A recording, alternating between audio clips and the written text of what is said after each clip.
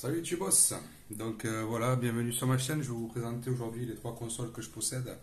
Donc actuellement, c'est la Yaneo Geek, la Aozoe A1, j'ai eu la Steam Deck et bon, j'ai GPD ancienne et la Switch.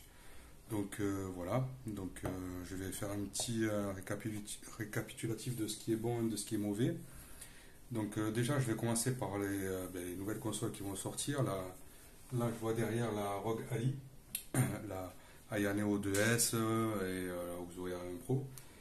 Alors, je vais débunker un petit peu les informations, là, les fausses rumeurs et tout, concernant la Asus ROG Ali. Il y a il y a beaucoup de choses à dire en fait. Donc, déjà, premier point, le tarif et les puces. Donc, ils ont annoncé que c'était en dessous de 1000 euros, quoi qu'il en soit, au niveau des deux puces. Et 700 euros. Bon, ils n'ont pas dit. Bon, la rumeur principale, d'après les youtubeurs et tout, disent ça y est, ça s'emballe, 700 euros la Z1 Extreme. C'est faux. C'est mentionné vraiment nulle part que c'est la Z1 Extreme qui va coûter 700 euros. C'est archi faux. En tout cas, c'est pas juste ce qu'il dit. C'est le premier prix de départ. Et le premier prix de départ, la puce la plus petite qu'ils ont, c'est la Z1 avec 4 unités de calcul. Donc, autant dire que ça vaudra pas grand chose en termes de puissance. Surtout sur leur écran 1080p, c'est nul. Il faut partir sur du 6800U 12 CU ou du Z1 extrême. Donc Z1, 4 unités de calcul, 700 euros. Moi je pense que c'est plus ça. Alors, 650 euros, entre 650 et 700 euros, 16 Go de RAM. La Z1 tout court. Z1 extrême, je parierais un peu plus cher. Mais bon, après, on verra bien au niveau des tarifs, je peux me tromper. Mais c'est pas le sujet le plus important de ces consoles-là. Le sujet le plus important, c'est ce qu'ils proposent en fait et le problème de RAM, le problème de la mémoire, de la VRAM et de la mémoire. Donc en fait, moi j'utilise au quotidien, j'utilise la Yaneo Geek et j'ai la Oxo 1 mais que je n'utilise pas. Je l'ai en stock, donc elle est toute neuve. Alors concernant la Yaneo Geek, c'est du 800p. Je vais prendre un exemple tout bête. Je joue à Call of Duty, Modern Warfare 2, en 800p, en moyen. Je sature au niveau de la RAM. C'est-à-dire en 800p, j'atteins les 16 Go. C'est la mémoire vidéo plus la mémoire vive. Je suis à 16 Go. Donc je dépasse même un peu. Je dois avoir de la mémoire partagée sous Windows même. Donc c'est le point négatif de la console. Ça va être comment on va faire avec la ROG Ali pour avoir des jeux en 1080p avec des graphismes décents avec 16 Go de RAM.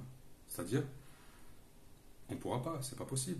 Donc, je veux bien que les youtubeurs et tout, ils vendent du rêve et tout en disant que c'est une console et tout, et puis il n'y a pas que ça, il y a autre chose aussi après. Mais on est loin du compte, c'est pas possible. La réalité, c'est qu'avec cette machine-là, si on veut du 1080p, il faut du 32 Go de RAM. Alors, je ne sais pas si on proposait ce modèle, mais ils sont obligés. Ils sont pas bêtes, Asus. Ils savent très bien que leur machine, elle ne sera pas capable de tenir les derniers jeux avec 16 Go de RAM. Puisqu'il faut partager la VRAM et la mémoire vive. C'est pas possible. Ils le savent, ils le savent très bien. Donc, à mon avis, ils vont proposer cette version qui sera, en toute logique, celle qu'il faudra acquérir si on veut la Z1 Extreme. Donc, attention aussi à ça. Et la deuxième fausse rumeur, la deuxième info fausse, en fait, c'est les teraflops. Ils mentionnent, en fait, 9 teraflops. Mais ça aussi, ça fait, si on vient en dual et tout, on est sur du 7 teraflops. Alors qu'en vrai, c'est du 3,2. 3,2, c'est déjà beaucoup pour la 6800U. Et la Z2 Extreme, c'est du 4 teraflops. Donc, on est bien à 15-20% de plus de la 6800U, pas plus. Voilà. 6800U, c'est 3,2. La 7840 et la Z2 Extreme, à peu près, ça sera du 4 teraflops, 4,2. Pas plus. Voilà, faut pas non plus déconner. Il faut mettre les choses dans leur contexte, il faut dire la réalité, la vérité. 9 teraflops, c'est du vent, c'est du pipeau. C'est du faux.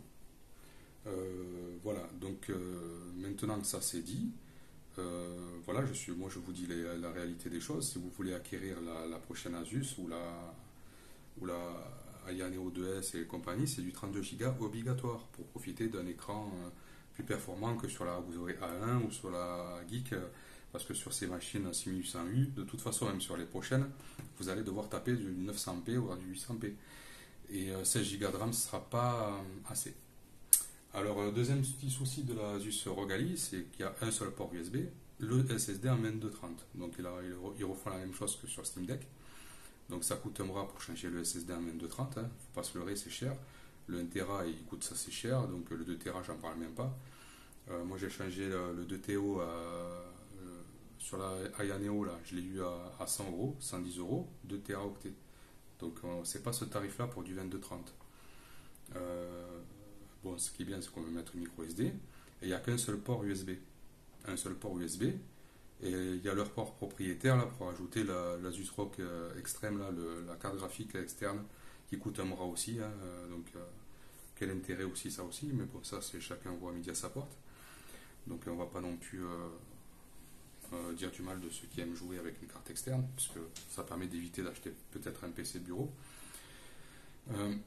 Donc voilà, donc il y a plein de choses à dire sur ces consoles-là. Je pense que la réalité c'est ça, c'est qu'il va falloir faire très attention, ne pas se faire hyper par des fausses rumeurs et du rêve, parce que les youtubeurs et les influenceurs ils vendent du rêve à tout va. Et la vérité c'est que voilà, la vérité c'est que ça va être une bonne machine, mais qu'il va falloir y mettre le prix, pour profiter de la machine à 1080p à 120 fps. Ouais, parce qu'il y a aussi un taux de rafraîchissement de 100 Hz sur la ROG Ally là, que je vois derrière, 100 Hz, 16 Go de RAM 1080p, je rigole, c'est pas possible. Donc les jeux demandent 6 Go de RAM vidéo et 12 Go de mémoire vive. Alors 16 Go, c'est pas possible. Donc je remets les choses dans leur contexte. C'est-à-dire que là, moi, je joue avec la AUX Zoé A1. Il y a d'autres chaînes de youtubeurs, ils jouent à 900p, ils se régalent avec 16 Go de RAM. Voilà, 900p, 16 Go, c'est cohérent. Voilà. Mais si on veut jouer sur du 1200p, ça commence à devenir très limite. Et d'ailleurs, de toute façon, les processeurs n'arriveront pas à gérer le 1200p. On y arrive à peine sur des PC portables, avec des 3060 et tout. Donc voilà, il ne faut pas arriver non plus. Donc c'est pas bien de vendre du rêve comme ça. Alors, deuxième étape, c'est que les prochaines puces, c'est la AMD Strix Point qui sort en 2024. Par contre, là, AMD, ils ont été assez clairs. Ils vont faire une puce assez... c'est pas une évolution, ils veulent révolutionner le APU, le monde du APU. Donc, ils veulent créer une puce APU qui veut faire 9 teraflops. Alors, à voir si ça sera la puce basse consommation, celle de 15-35 watts, ou celle de 45-80 watts. À voir. Par contre, 9 teraflops. Donc, 24 unités de calcul sur un APU. Donc, je sais pas, mais là, on se rapproche quand même de la PS5 et de la Xbox. Donc, en termes de capacité, ça va être fou quand même. Si on arrive à avoir ces performances dans une console PC portable, là, je dis oui. Donc, soyez prudents. Faites en fonction de la réalité du marché. 2024, il va y avoir une nouvelle puce très puissante. Ça ne sert à rien de se précipiter sur la ROG Ally. Attendez de voir le prix, le tarif, les capacités. Je vous dis de suite, le modèle 16 Go Z1 Extreme, oublié. Donc il va falloir partir sur du 32 Go, avoir la capacité stockage, le prix. À mon avis, ça va monter très cher. Donc attention au rêve, attention à l'ascenseur émotionnel. Donc ces consoles-là se trouvent à 800 avec les frais de douane et tout, 800, 900, 900 euros. C'est largement suffisant. Donc concernant moi et je veux dire mon avis concernant ces consoles-là, moi j'ai eu la Steam Deck. Je vais vous faire un avis assez rapide sur la Steam Deck que j'ai gardée 2 mois l'été dernier. J'ai trouvé ça super sympa au début. Je l'ai bidouillé, j'ai changé l'OS. Le son est excellent, j'ai adoré l'avoir en main. Elle est super agréable à prendre en main. Elle est franchement très ergonomique. Le son il claque, mais vraiment il claque. Elle est super bien le son. Alors là, Valve ils ont fait du travail excellent sur le son. Par contre, j'ai eu des problèmes de chauffe. 2 fois elle a coupé et c'était pas terrible. Donc je l'ai revendu et surtout pourquoi je l'ai revendu tout simplement parce que elle tenait pas les émulateurs. Moi, il me fallait une console qui tienne les émulateurs PlayStation 3, Xbox 360. C'était ce que je recherchais, la Xbox 360, la PlayStation 3, pouvoir l'émuler et l'avoir en portable. C'est des consoles qui sont très dures à émuler, et là, avec la 6800U, tout tourne parfaitement bien. Donc, je vous le dis honnêtement, si vous voulez jouer à des émulateurs assez puissants, Xbox 360, PlayStation 3, Switch, c'est vraiment la 6800U qu'il vous faut, Aya Neo, Auzue. Moi, je vous parle de ces deux machines parce que One X Player Mini, là, c'est pareil dans les mains, hein, c'est pas très ergonomique. C'est les deux machines qui, pour moi, sortent du lot, la A1 et la Aya Neo, parce qu'il n'y a pas besoin de grip, elles tiennent bien dans les mains, on dirait une manette. Alors, concernant la Aya Neo 2 Geek et S, les sticks, c'est le point fort, c'est des sticks de Xbox, c'est vraiment, il n'y a rien d'autre à dire. C'est vraiment des sticks de Xbox, c'est le top, donc c'est vraiment excellent. Donc, je vais lancer des émulateurs pour que vous compreniez un petit peu. Donc, je vais vous lancer par exemple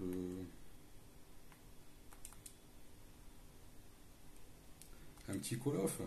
Un petit Call of Modern Warfare 3 qui tournait à 15 FPS sur la Steam Deck.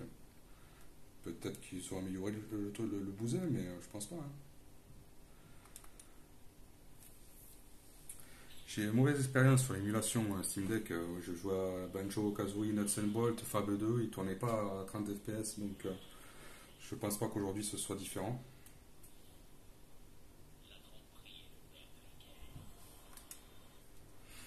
Alors, je vais vous montrer un petit peu, je lance le jeu.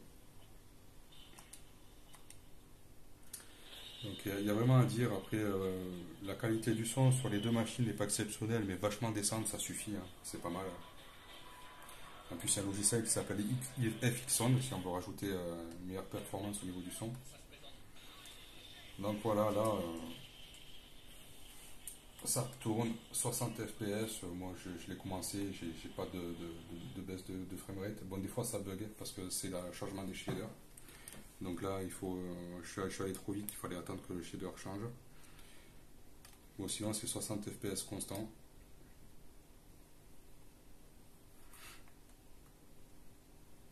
Moi, je vais relancer un petit peu pour vous montrer.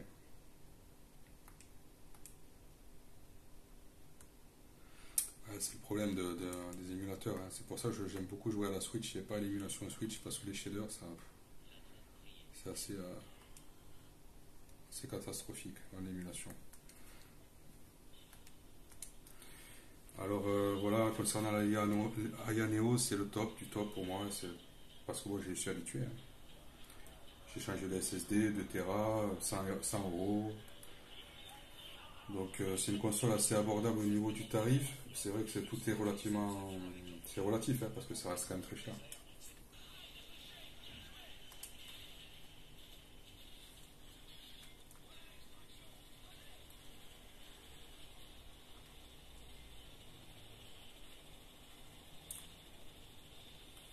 Voilà, ça tourne parfaitement bien, hein. Donc voilà, moi j'avais pas ces performances, je les avais pas sur la Steam Deck. Donc, voilà, tout simplement. Donc j'avais testé l'émulation et j'ai galéré un petit peu, ça ramait un peu, donc du coup je suis parti sur autre chose et je suis tombé sur ces machines-là que je trouve excellentes. Et de fil en aiguille, ça fait quand même depuis longtemps que j'ai des consoles portables. J'ai commencé par la GPD Win 2 et j'ai continué après la One X Player, GX1 Pro, tout ça, donc GX1, GX1 Pro. Donc, je suis un habitué et c'est pour ça que je vous parle un petit peu des problèmes là avec la Rogali. Elle est sympathique, elle est jolie, mais j'aime pas trop les mythos. Alors là, je lance l'émulation PlayStation 3 aussi, un jeu assez gourmand. MotorStorm Pacific Rift qui tournait pas bien sur la Steam Deck non plus. Donc, concernant la Auxoea, hein, on voit directement la principale qualité de la Auxoea, c'est l'écran. 8 pouces, 900p, c'est magnifique. Après, je suis pas fan des sticks, j'aime pas la course des sticks, c'est des petits sticks, mais on s'y habitue, hein, c'est pas mon point fort. Après, la prise en main. La prise en main, elle est excellente sur la Zoé, c'est vraiment une prise en main manette, quoi. Et elle est légère, on dirait pas comme ça. 600 grammes et tout, là, ça se tient bien dans la main, hein. Voilà. C'est C'est une bonne qualité, il y a un stand derrière pour l'appui sur la table, il y a deux prises USB ici. Au niveau de l'aération et du bruit, ça va, c'est correct. Au niveau de la qualité de fabrication, il n'y a aucun craquement. C'est vraiment la qualité de fabrication. Moi, en premier, de toute façon, c'est la Zoé. Parce que sur le problème de la Aya, il y a du craquement un peu. Ça craque un petit peu. Des fois, on entend un petit craquement.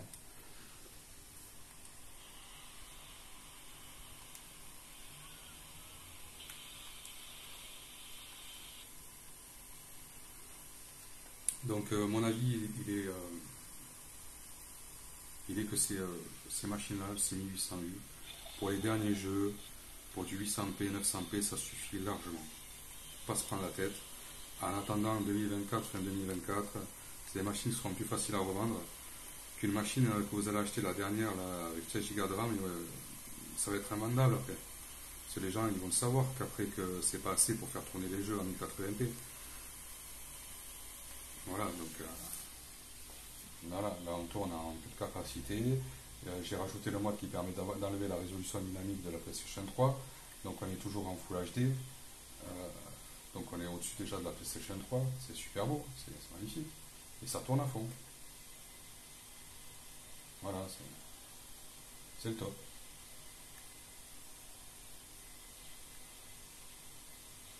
Voilà, donc c'était pour vous donner un petit exemple.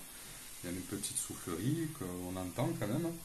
Je trouve beaucoup moins présente sur les anciennes consoles, sur la GX1 Pro et sur la GPD. La GPD Win 2 à l'époque c'était une soufflerie atroce. Donc pour en venir à GPD, oui, je ne parle pas de GPD Win parce que j'ai une mauvaise expérience à GPD Win 2, problème de charnière, la chauffe, c'était un chauffe-main, j'avais des cloques sur les mains. J'ai eu une très très mauvaise expérience de GPD. L'année dernière, j'ai voulu retenter la GPD Win 3, donc je l'ai acheté. Je l'ai acheté d'occasion, je l'ai reçu et je l'ai gardé 3 jours. J'ai gardé 3 jours et j'arrive pas à jouer. J'arrive pas à jouer. C'est vrai que c'est petit, c'est bien, ça va partout dans la poche et tout, mais si on doit rajouter un grip derrière et tout pour pouvoir la prendre dans les mains, non, c'est pas possible. Et puis le problème, c'est qu'elle chauffe trop. Alors quand j'ai vu le financement participatif de la GPD Win 4, moi je veux bien, de toute façon je suis pas contre, de toute façon GPD ils font du bon travail, la machine elle est correcte. Seulement ça me tente pas du tout d'avoir les mains derrière là directement sur la soufflerie Caloduc et tout, ça me rappellera des mauvais souvenirs avec les doigts chauds. Moi sur la IA Neo là, je vous dis, je joue 3 heures, je peux jouer 3 heures d'affilée, j'ai aucune gêne, j'ai aucun problème, il n'y a pas de chauffe. La chauffe elle est centrée au milieu, elle est centrée là. J'ai aucun problème de chauffe, c'est froid, sur les côtés c'est froid. C'est comme si je tenais une manette Xbox, donc je me régale, pareil pour la Zoé. Donc ça aussi, c'est à prendre en compte aussi, hein. Donc je préfère avoir une machine un peu plus grosse, celle-là elle passe partout, la Zoé elle est un peu plus grosse, mais c'est pareil, c'est très agréable à prendre en main aussi. Donc il y a ça aussi qu'il faut prendre en compte, c'est le confort. Et sur ces machines-là, on est largement au-dessus de GPD pour moi, en tout cas c'est mon avis personnel. Et la GPD WinMax 2 qui avait l'air sympa aussi, 1 kg, 1 kg 100, non c'est pas, pour moi c'est pas portable. Donc je laisse tomber GPD et puis il y en a qui en parlent mieux que moi et qui sont fans de GPD, et, c'est tout à leur honneur. Donc voilà, je voulais vous mettre en garde un petit peu sur YouTube, sur les influenceurs là, pour la Asus ROG Ally, de faire très attention. C'est des belles puces, la 6848 c'est une belle puce, mais 16 Go de RAM, attention, ne vous faites pas avoir. Ne vous faites pas avoir du tout, parce que j'ai failli partir sur la 32, mais je savais que j'allais jouer en 800p, donc 800p, 16 Go ça va. Si je veux jouer sur du 1080p, déjà j'aurais peut-être attendu un nouveau processeur. Même sur le 6848 et le ZD Extreme, je pense pas qu'il soit capable de tenir les 60 fps du tout sur les derniers jeux qui vont sortir. Si on prend Last of Us, ils tiendront pas les 60 fps du tout. Et 16 Go de RAM, c'est absolument pas assez. Voilà. Donc il va falloir taper du 32 Go et pour le prix, je pense que ça va être assez cher. Est-ce que Asus va proposer les 32 Go de RAM? On verra à partir du 10 mai prochain. Euh, Donc moi c'était pour vous présenter ces machines-là. Je vous dis simplement que le 6848 à vous aurez, si vous en trouvez une, si vous en voulez une, eh bien, c'est pas la peine d'aller plus loin, c'est une machine qui est exceptionnelle. Elle sera facilement revendable dans un an ou deux parce que les capacités sont là, capacité d'émulation, capacité des jeux récents. Donc pour la garder jusqu'en 2024, c'est largement suffisant. Voilà, en attendant la prochaine puce Strix-Point 2024 qui va encore mettre la barre très très haute en termes de capacité de machine portable. Donc voilà, moi personnellement j'ai envie d'attendre la prochaine. Tout dépendra de mes capacités financières à revendre et à faire mon boulot. Donc Rogali, je pense que j'ai zappé. Il y en a tellement qui vont se jeter dessus, qui vont montrer un peu, essayer de vendre du rêve alors que c'est du flan. Et que quand on va voir qu'il n'y a que 15% de capacité d'écart avec le 6800U et qu'en plus il va falloir les 32 Go de RAM, j'aurais prévenu un petit peu. Donc j'attends un petit peu 2024 et 32 Go de RAM et voir ce que proposent un petit peu les fabricants. Donc j'espère avoir été assez clair. Bon, je suis dispo pour chatter parce que je m'y connais assez en portable et en PC. Donc si vous avez des questions, si vous voulez acheter une console PC portable et que vous ne savez pas trop, que vous hésitez, ben, je suis là. N'hésitez pas à poser des questions et à commenter. À bientôt.